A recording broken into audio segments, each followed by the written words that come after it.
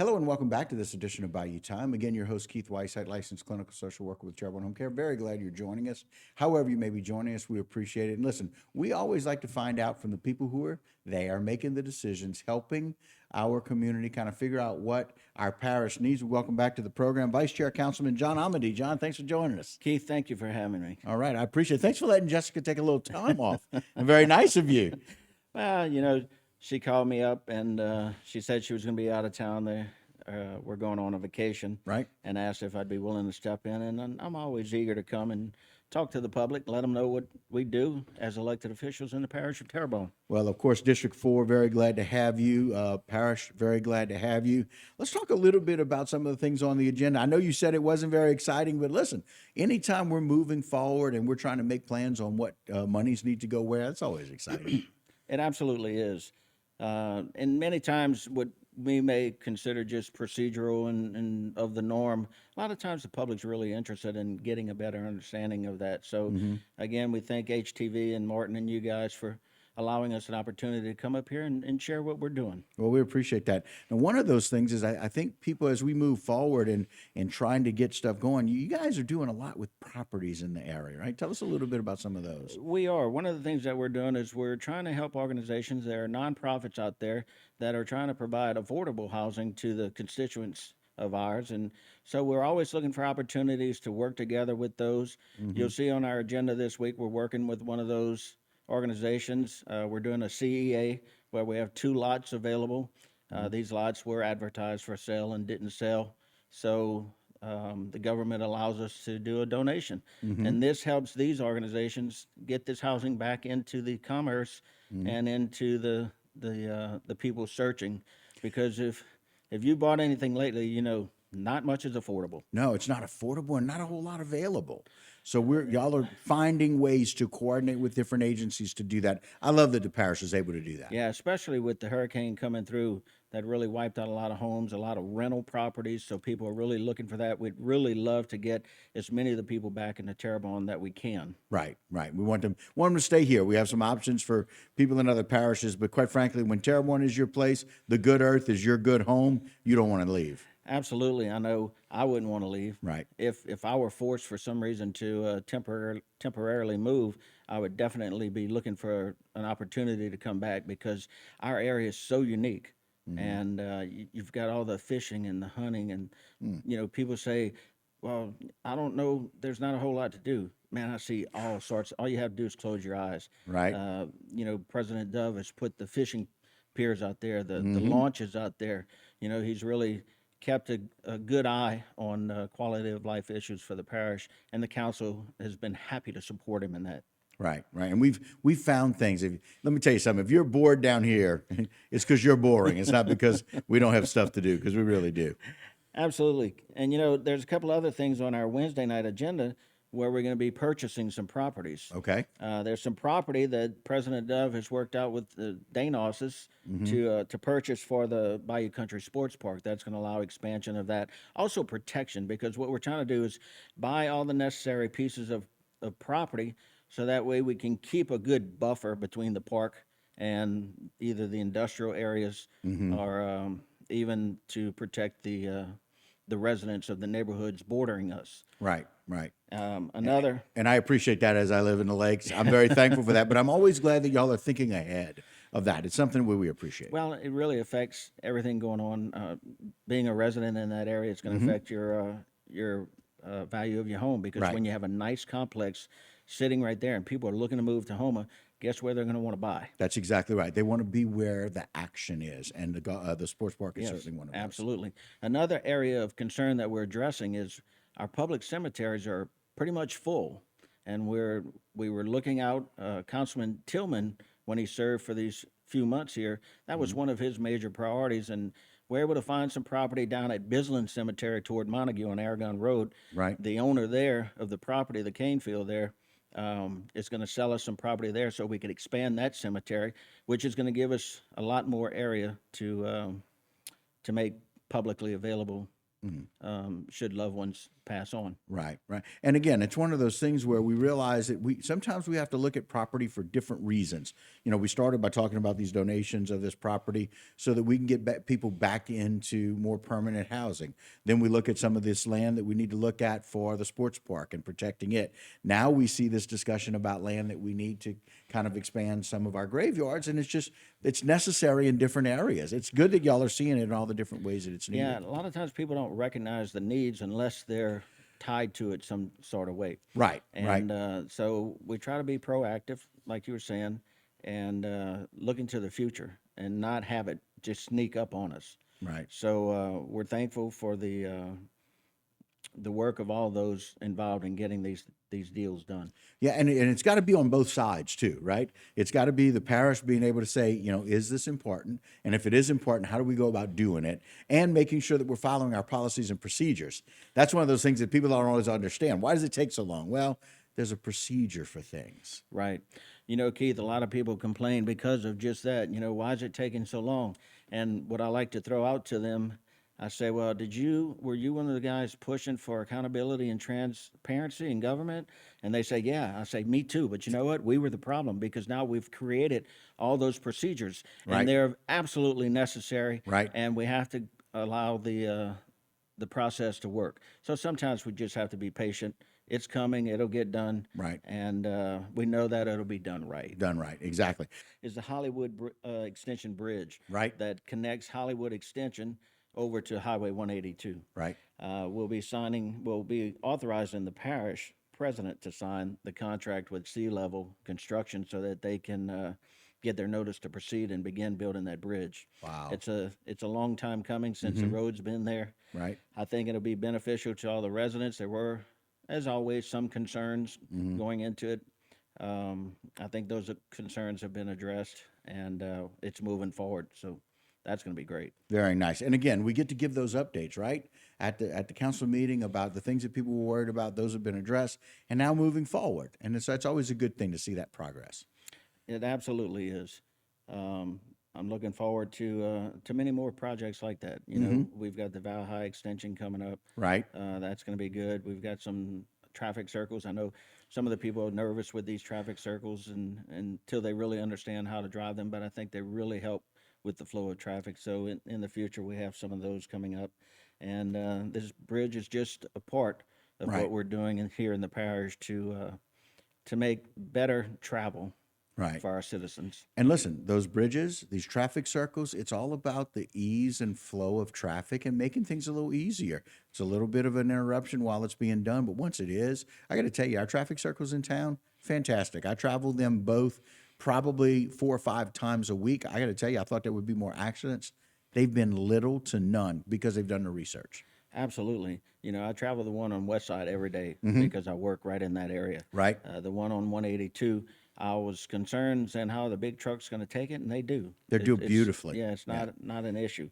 You know, I congratulate Thibodeau because now they're addressing one Yep, in their area. right. And I think that's going to really help the traffic flow right there. It So, really will on Canal. Kevin Clement and I were able to speak about that in detail. And so they've taken their cues from us, looked at other areas. And so it's nice to be able to see the prototypes that have worked in our area where people can use it in other ones. Absolutely. Absolutely. You know, Keith, one of the other things that we have on our agendas in the Budget and Finance Committee is surveillance cameras. Right. I know a lot of people have been passing by certain areas like the old Stanley properties, and they're seeing these cameras put up, and they're kind of curious as to what exactly we're doing. Well, what we're trying to do, we're trying to address crime and dumping. Oh, both of those. So, Okay. so these cameras, you know, we're not going to give all the details because we don't want the criminals to know exactly Sure. what they can do. But they're real helpful. They're a nationwide network of these cameras that law enforcement can use to help solve their crimes. In fact, we've already been able to use some in doing so in speaking with the sheriff and chief of police, but also for dumping. You know, I've got an area on Highway 20 down in Donner toward Gibson where people like to dump on the side of the road there. Yep. So we've just recently put one up there. We've put them in other places and they've been successful in deterring. But, you know, if someone does come and dump, then we can also take that video evidence and use it to search them out and cite them for what they're doing. And it comes back to our discussion about transparency and accountability. That's one of the ways to do it. It's money very well spent. It is, and one of the biggest complaints we're getting right now, and of course the storm had a lot to do with it, is Right. the trash on the side of the roads and Sure. in the community, and, Sure. and we're working. We have the project going on in Bayou Terrebonne right now that's cleaning up all the debris in the trees. Right. Afterwards, we're going to dredge it and deepen it to help with some of the drainage, but Keep Terrebonne Beautiful is doing a great job, but what I've noticed is that they can go through with one of their projects, and the following week, it almost looks like they've never passed through. Right. And that really falls on the citizens. And I mean, we don't want to be Big Brother, but sometimes in order to get control of a situation, we have to. And Right. these cameras are going to really help us with that. Bayou Sally Road is another example. They're going to be on each end, on the Cocodrie end and on the Dulac end. Oh, wow. So they can see a vehicle going in that may have trash and debris in their vehicle, and when they come out the other side, they don't. They're like, okay. Wow. So this person did something they weren't supposed to do, and then they can identify, and cite that person. It's really interesting because you mentioned those two areas on LA 20 over in Donner, and I travel it quite a bit as well with my in-laws being in Morgan City, but also with having going down to do fishing and those kinds of things, going by Bayou Sally, but also going down by the 7 Mile Road. There's those areas tend to have so much trash around them, and part of it is some of those storms, but most of it is that we're doing this illegal dumping and we're just leaving trash on the side of the roads. And what gets me, Keith, especially in the Schriever area, is we have a dump site. We have a parish transfer station right there on Alacuba Road. It's easy to get to. And I'm like, if you went through the process of putting this stuff in the back of your pickup truck, why are you dumping it on Highway 20 when you could go right there and dump it for free legally? Right. And there's a way, there's about doing it the right way. It's about do the right thing for the right reason, but do it the right way. I mean, I got to tell you, just for me, growing up on the east side and having that dump on the east side has been valuable. Anytime my mom and dad need something on the east side, it's nice and easy. But being where we are, living in our area, having access to that Schriever dump site is just fantastic. It allows for so much more access for people. We just need to utilize it.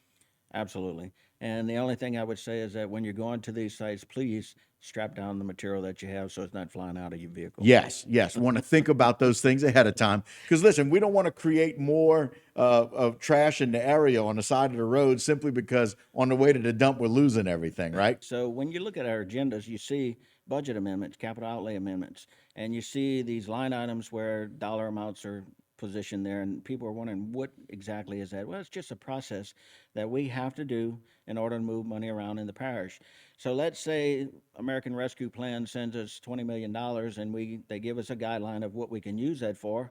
We put that in an account, and when a project comes up that money can be used for, then we have to go through a budget amendment and move that into that account so we can do the project, because as you know, Keith, we can't advertise a contract unless we have the money to be able to do it. Right. And so we will sit on some money until the time where we can use it. We'll take all we can get, trust me. Sure. Yeah. We'll take it in, but there's a process for holding it. There's also a process for how we can spend it and when we can spend it. Absolutely. A lot of people think that just because the federal government or state government or maybe tax dollars come in, we can use it for anything. But a lot of these funds come through and they have very specific uses, and thank God for people like Candace Malden, the CFO of the parish, because they do all that research to be able to find out. So when I have a question, when I'm looking to do something, I'll Right. give her a call and say, hey, do we have some money in one of these accounts? Can it be used for this purpose? Right. And so on, and then we can move forward. Right. Very specific earmarks, right? Because some of that money gets donated for purposes. In fact, most of the monies get donated for purposes. Absolutely. You see the CBDG, the Community Development Block Grants. Right. That's one of the things we spoke of earlier with the affordable housing. That Right. money can be used for very specific things, and we take advantage of that. I like it. And I love the fact that we want to make sure that the public is educated about that, because that seems to be the one thing that people get frustrated by. It's like, why are you doing this? Why are you not using this money? Oh, we have all this money. People need to understand there's only so much money that we can use for certain projects. So I appreciate the explanation about that. Absolutely. Now, some of the money that's being very well served, and I got to tell you, because I've seen it firsthand, is some of these marsh building programs with the terraces. Absolutely. People see the name Living Mitigation Terraces, and they really don't have an understanding. We were fortunate because we're doing some of the projects in Lake Boudreaux right now Right. that the engineering firm was able to put the drone up and shoot the drone footage of what's being done out there. But you know, Keith, I drive to Grand Isle quite a lot lately because of my work. We're doing a project down there, and I've seen these on the side of LA1, and they've really taken off. I can remember these little bitty boxes that are now marshland. Yes, they grow so fast. I love all of the energy and the investment that's going into making sure that we can grow this marsh grass, but it's in these boxes called terraces. And the one thing about Lake Boudreaux is that if you're in a boat, you can actually boat to the south side and you can see it, Right. but you really can't see it by land. You can't see it in a car. Right. And most people they really don't have an understanding of them, but you know, by doing these projects, we're revitalizing the marsh areas as well as the lake. Right, right. That's exactly right. You're protecting both. We're great. We're getting it's protection, but it's also improving the quality of the lake. They're doing the same thing in Little Deuce. Yeah. I we had a camp there. Like I grew up loving that area. And I can tell you there was only one bayou that cut through. Deer Bayou was the only thing that cut through from Bayou de Qued, getting out to the backside of Michon and Little Deuce. Now there's so many other cuts because the marshes were worn away. Now we are protecting that marsh again. And I've got to see it firsthand. That's how exciting that is for me, John. Go ahead. Yeah, what You I got was your thought saying, back. yeah, I like it. what I was saying, you know, a lot of people see these terraces and they don't realize that this is all part of the coastal restoration plan, the master plan that we have in the state and for the parish. So we believe in the levees and building the levees to help protect us. We believe in putting rocks out there. These rock jetties, of course, protect the banks. Right. But also now we have to grow what we've encapsulated. Right. And these help grow those areas so that we can restore those marshlands, and then it all becomes vibrant again. It's like we talked about at the beginning of our first segment about enriching the experience. That's what these terraces are doing. They're enriching that land again, and it's creating that marsh. It's creating better feeding options for redfish and specks. It's creating fishing options for them, but it's also this beautification because they're so beautiful to see them. That's part of the enjoyment of being on the water, but it's also revitalizing. Yeah, I mean, especially when you've seen, like you said, as a child, I've seen, you know, what the marshes looked like because we were always in them, Right. and then they went away, and now we see them coming back. And I tell you, that really helps my heart Right. because I know that my grandchildren and their children are going to have the same options that we had as kids, getting out there and enjoying the recreation. Going back to what I was saying, when people were saying they really don't have a lot to do, it's like maybe just because you're not looking in the right direction. And seeing some of the options that we have, we've gotten back to such full scale recreation opportunities for kids over the summer, which is what we're in right now. So very nice to see these programs really picking back up since COVID, since Ida. We're really growing, and there are lots of options for people. And right now, you guys at the council are really trying to figure out how to make that better. We can't thank you enough for coming on today. Thank you, We Keith. appreciate that. And thanks Always for, happy to be for here. filling in and doing a great job. We appreciate that. All right, very good. Thank you, John. All right, that will do it for us. Look forward to more information that you can find out about the council meeting. It's going to take place on Wednesday, but we're glad you joined us here on Bayou Time. We're going to take another short break. Whole lot more from HTV when we continue.